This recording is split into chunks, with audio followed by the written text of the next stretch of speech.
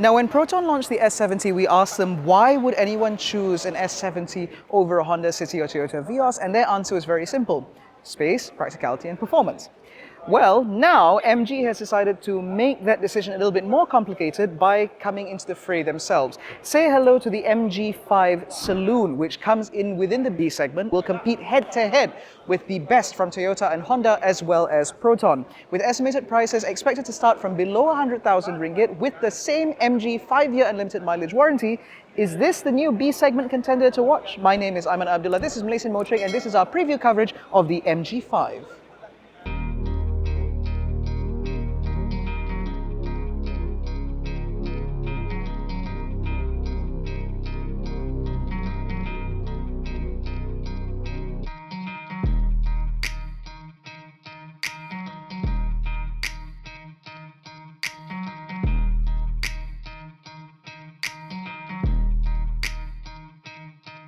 Now, the Proton S70 decided to try and beat out the Honda City and the Toyota Vios by offering more performance than its B-segment rivals. The MG5, however, does not. Under the bonnet, you will find a 1.5-litre naturally aspirated engine producing 114 PS and 150 Newton meters of torque, which means that 0 to 100 is completed in a little bit over 10 seconds.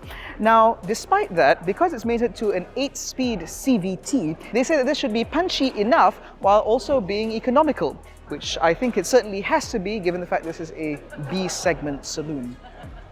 Now, the MG5 will be made available in Malaysia in just one guise, which means there are no variants, so to speak of, and they will all run the same 1.5-litre mill up front. Now, what that does mean, however, is that all cars will benefit from this incredible design, which I think does look very striking indeed. MG calls this a fastback coupe, which is very similar to what Toyota calls their Vios, but I think in this it is a little bit more convincing. I appreciate the fact the front end is very aggressive with a huge air intake in order to mark this out from its competitors, and it also has very unique daytime running light signatures.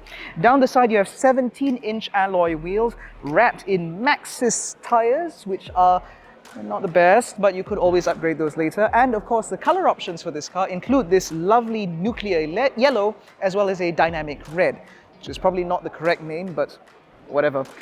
There are 5 colors that are going to be available with this car, which means that there should be an MG5 to fit your character.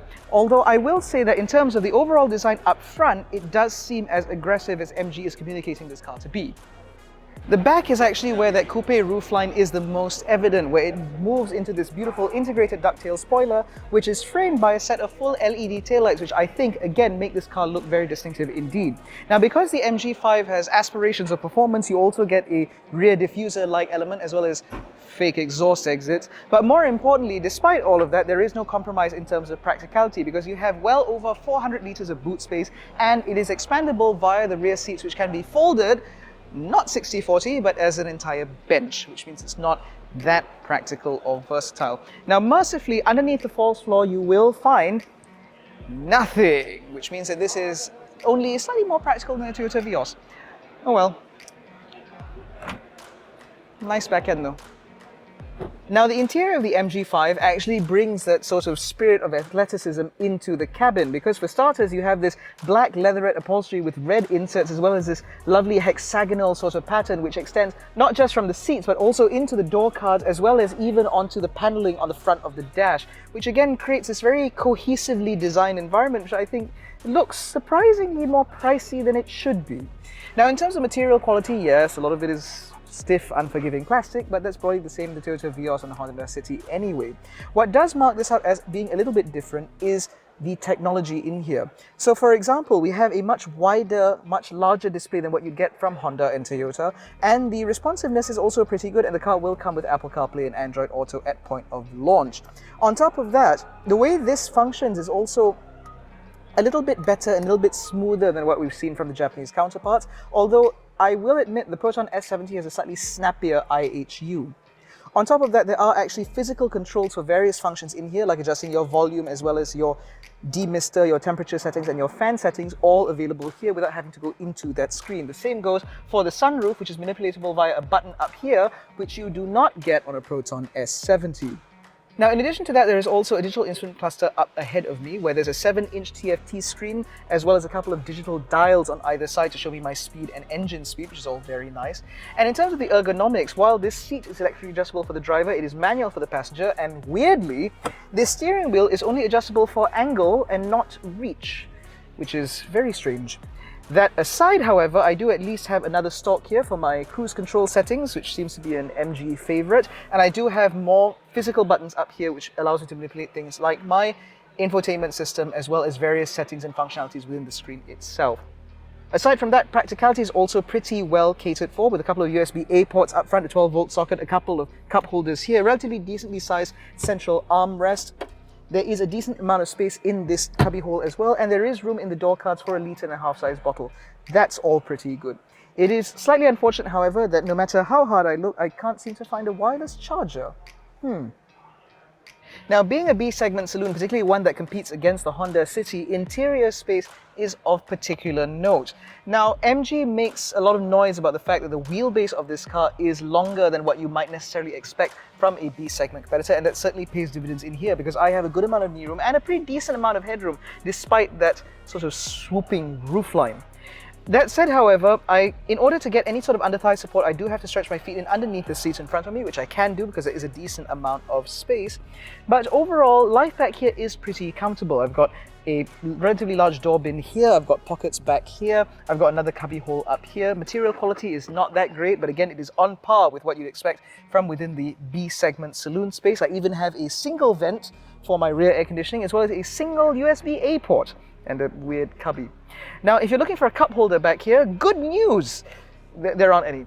You'd expect to find a center armrest here, but there isn't one, which means that there are also no cup holders back here. You only have the bottle holders in the door. Now, that said, however, at least the ISOFIX mounts in this car are quite easy to find. You just sort of slot the necessary legs into the slot in here, and so it should be quite easy for you to fit a child seat, although a rear-facing child seat might be a bit difficult to fit because of how the front seats are scalloped. The doors, at least, however, open quite wide, so at least taking the kids in and out of the car shouldn't be too difficult. Now, active safety is an area where things are a little bit mixed with the MG5. While it offers 6 airbags, as well as a 360-degree camera, blind spot monitoring, lane keep assist with lane departure warning, and that sort of thing, it notably does not offer autonomous emergency braking or adaptive cruise control with or without traffic jam assist, which is notable given the fact that Honda now offers Honda sensing across the City lineup, and it is available in the top spec models of both the Toyota Vios as well as the PROTON S70, which does put this car at a little bit of a disadvantage. However, given the fact that estimated prices are expected to start from below 100,000 ringgit, just how far below we're not sure, this might still be a pretty good value option if you're targeted around, say, mid-level PROTON S70, because at least then you do get a little bit more active safety than what the PROTON would provide, while still not providing the full gamut by having to pay 100,000 bucks for it. In any case, these cars will come as standard with a 5-year unlimited mileage warranty and 7-year unlimited mileage warranty for the powertrain, which means that you can buy an MG5 with confidence if this is something that you like, which is what I exactly want to hear from you. Let us know if you think the MG5 is a B-segment saloon that you would consider, and if you would, tell us why, because we would most certainly like to know. In any case, that concludes our preview coverage of the MG5. If you enjoyed this video, please give it a thumbs up, subscribe to the channel, hit the little bell icon to be notified every time we make a new upload. Don't forget to follow us on Facebook, Twitter, and Instagram, and you can join our new WhatsApp channel. All the links are in the description below. Thank you so much for watching. We will catch you in the next one. Take care and stay safe.